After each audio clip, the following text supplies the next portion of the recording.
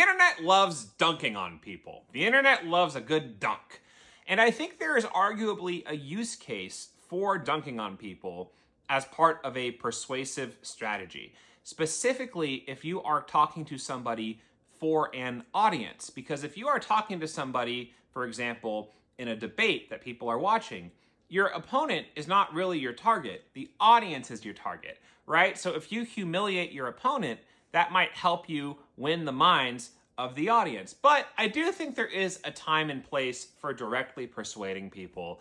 And I think on the internet, sometimes we have somewhat of an allergy to that because we think that to persuade means to concede, when that is not true. You can fully stand on your values, your principles, the things you believe to be true, the things that you believe ought to be done, and pull someone over to your side in a way that is competent and effective. And one way that I think really works is to use what's called a permission structure. So a permission structure is basically kind of a story that you tell somebody that isn't false, but is kind of curated to help them emotionally accept the idea that up until this point they might have been wrong.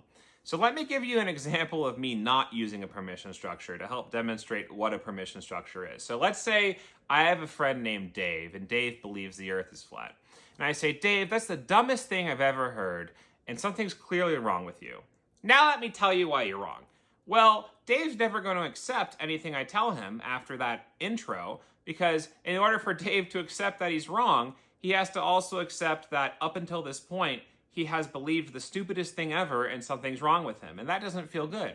But if on the other hand, I say, hey, Dave, I actually really respect the fact that you are willing to question what you've been taught and question what you've been told is true, and you're willing to spend the time to look into things on your own and try to figure out what's going on.